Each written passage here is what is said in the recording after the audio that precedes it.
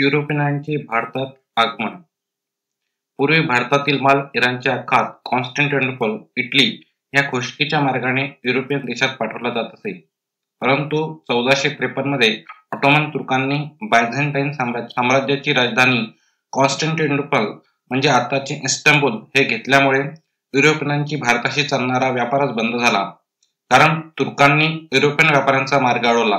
आता युरोपियनांपुढे एकच मार्ग होता, तो म्हणजे भारतात जाणाऱ्या समुद्र मार्गाचा शोध लावणे. भारताशी सुरू असलेला व्यापार असा अचानक बंद पडल्यामुळे नेहमी लागणारा व भारतातून येणारा माल दुसऱ्या राष्ट्रांमध्ये मिळणे अशक्य होते. या गरजेतूनच युरोपियन व्यापारी व राज्यकर्ते भारताचा शोध समुद्रमार्गे लागतो का याचा प्रयत्न करू लागले. त्यामुळे या विषयाचा अभ्यास करणे महत्वाचे आहे. आजच्या या व्हिडिओत आपण विविध युरोपियनांचे भारतात कशा प्रकारे आगमन झाले ते आता आपण बघणार आहोत. भारतात प्रथम पोर्तुगीज, त्यानंतर डच, त्यानंतर इंग्रज व शेवटी फ्रेंच या क्रमाने युरोपियन सत्ता आल्या. युरोपियनांचे भारतातील आगमन. युरोपियन कंपन्यांच्या स्थापनेचा क्रम. पोर्तुगीज कंपनी ही 1498 मध्ये स्थापन झाली. इंग्लिश ईस्ट इंडिया कंपनी ही 1600 मध्ये स्थापन झाली. डच ईस्ट इंडिया कंपनी इसवी सन 1602 मध्ये स्थापन झाली. फ्रेंच ईस्ट इंडिया कंपनी 1664 मध्ये स्थापन झाली. पोर्तुगीज. Vasco da Gama. Vasco da Gama हा पोर्तुगीज खलाशी आफ्रिकेच्या दक्षिण टोकाला वळसा घालून भारतात येणारा सागरी मार्ग शोधला. तो भारताच्या पश्चिम किनाऱ्यावरील कालिकत या बंदरात 20 मे 1498 रोजी उतरला. कालिकतचा हिंदू राजा झामोरिनने त्याचे स्वागत केले. पोर्तुगीज वसाहती. पश्चिम किनाऱ्यावर कोचीन, गोवा, दमण, चोल 1531 मध्ये, दीव 1532, साष्टी, सालसेट व वसई 1534. राजधानी. सर्वप्रथम पोर्तुगीजांची राजधानी कोचीन 1505 ते 1530 या ठिकाणी होती. नवा गोवा या ठिकाणी 1530 ते 1843 पर्यंत राजधानी होती. 1843 मध्ये पंजिम ही पोर्तुगीजांची भारताची राजधानी आहे. 1843 ते 1961 पर्यंत. 1503 मध्ये पहिला पोर्तुगीज किल्ला कोचीन येथे स्थापन झाला. आता कोची म्हणून ओळखला जातो. 1505 मध्ये कन्नौर येथे दुसरा पोर्तुगीज किल्ला बांधला आहे. डी अल्मेडा 1504 ते 1509. भारतातील पोर्तुगीजांचा प्रथम व्हाईसरॉय हा 1505 ला फ्रान्सिस्को डी अल्मेडा याला भारतातील पहिला पोर्तुगीज गव्हर्नर म्हणून नेमण्यात आले. याने पोर्तुगीज साम्राज्याच्या विस्तारासाठी ब्लू वॉटर पॉलिसीचा स्वीकार केला. भारतात साम्राज्य विस्तारासाठी भूप्रदेश ताबा घेण्यासाठी सागरावरील प्रमुख केंद्रे ताब्यात घेतली. अल्बकुर्क 1509 ते 1515.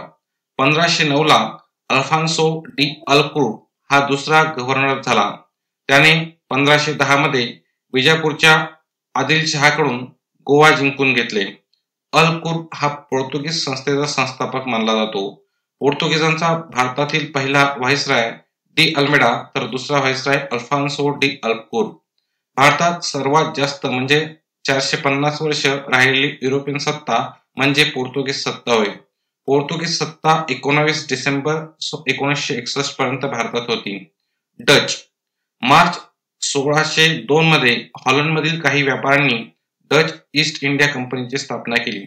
1759 मध्ये बेद्राच्या लढाईत डचांचा इंग्रजांकडून पराभव झाला आणि करारानुसार डचांनी इंडोनेशियावर आणि ब्रिटिशांनी भारत, श्रीलंका आणि मालेवर नियंत्रण मिळवले. डचांच्या वसाहती. त्यांनी 1605 मध्ये मसुलीपट्टम येथे त्यांची पहिली वसाहत उभारली. त्यांच्या इतर वसाहती पुलिकट, चिनसुरा, पाटणा, बालासोर, नागापट्टणम, कोचीन, सुरत, कारिकल आणि कासिम बाजार येथे होत्या. डच मिरपूड व्यापाराचे प्रमुख बनले आणि युरोपमध्ये ब्लॅक गोल्ड नावाने मिरपूड विकून प्रचंड नफा मिळवला. डच लोक कापूस, अफू, रेशीम, नीळ, तांदूळ आणि काळी मिरी यांचा व्यापार करत. इंग्रज आणि डच यांच्यातील वेद्राच्या लढाईमुळे 1759 मध्ये भारतातील डचांचा शेवटचा राज झाला. इंग्रज. हिंदुस्थानात येणारा पहिला इंग्रज थॉमस स्टीव्हन्सन हा ख्रिश्चन मिशनरी होता. 1579 मध्ये गोवा या ठिकाणी आला. अकबराच्या दरबारात पोहोचणारा पहिला इंग्रज राल्फ पीच 1583. 1599 मध्ये इंग्लिश ईस्ट इंडिया कंपनीची स्थापना झाली.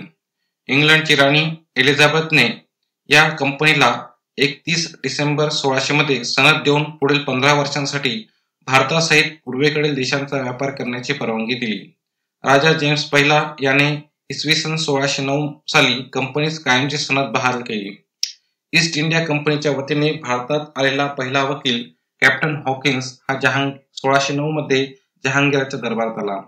1615 मध्ये राजा जेम्सच्या पत्राच्या शिफारसीने सर थॉमस रो हा जहांगीरच्या दरबारात येऊन व्यापारी सवलत मिळवण्यात यशस्वी ठरला. इंग्रजांची भारतातील पहिली बकार सुरत येथे 1608 मध्ये होती.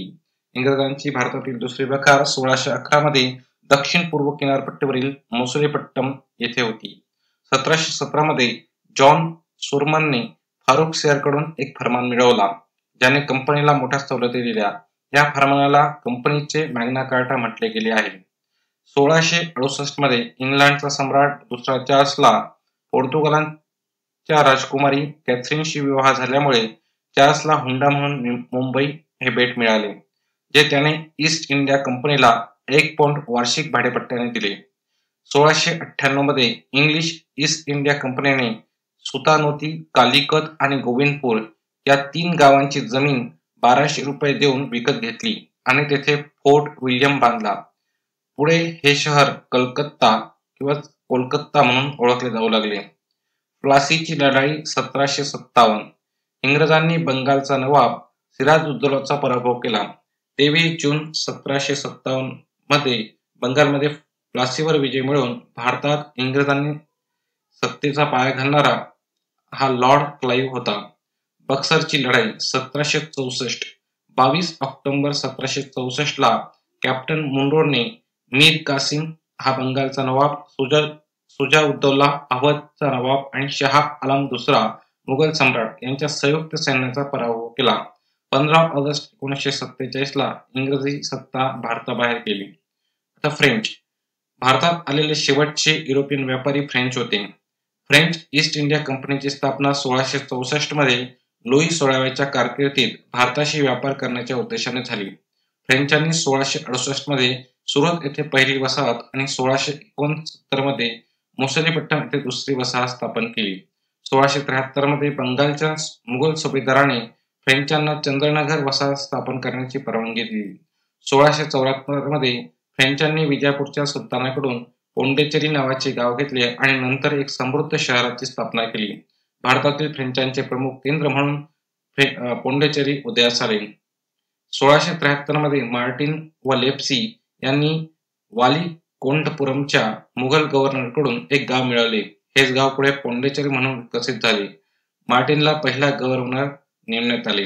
1690 मध्ये फ्रेंचांनी मुघलांकडून बंगालमधील चंद्रनगर मिळवले. 1725 मध्ये माही व यामन आणि 1739 मध्ये कारिकल मिळवले. कासिम बाजारात त्यांच्या व्यापारी वसाहती बसवल्या. 1742 मध्ये डुप्ले हा फ्रेंच गव्हर्नर म्हणून भारतात आला.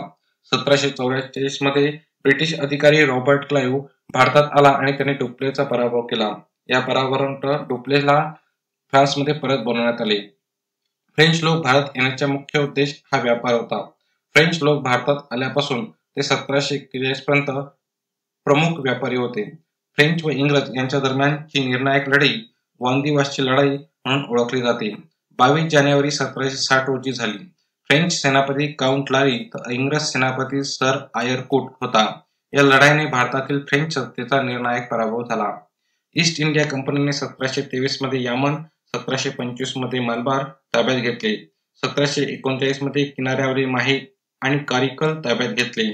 इंग्रज आणि फ्रेंच यांच्यातील वांदिवसच्या लढाईत हैदराबादचा प्रदेश गमावल्यामुळे फ्रेंचांचे कंबरडे मोडले आणि त्याचा फायदा घेत इंग्रजांनी 1760 मध्ये पोंडिचेरीला वेढा घातला.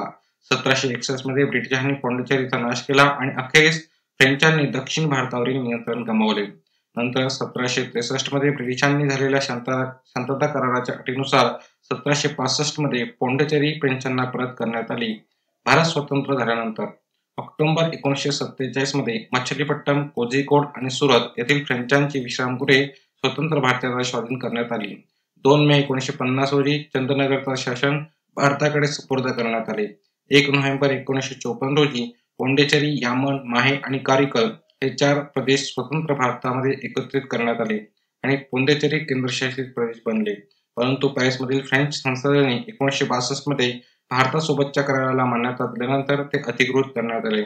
यासह भारतीय भूमीवरील फ्रेंच राजवट संपुष्टात आली. 1962 मध्ये भारत आणि फ्रान्स दरम्यान स्वाक्षरी केलेल्या करारानुसार भारतात असलेले फ्रेंच प्रदेश कायदेशीररित्या भारतात पुन्हा एकत्र केले गेले.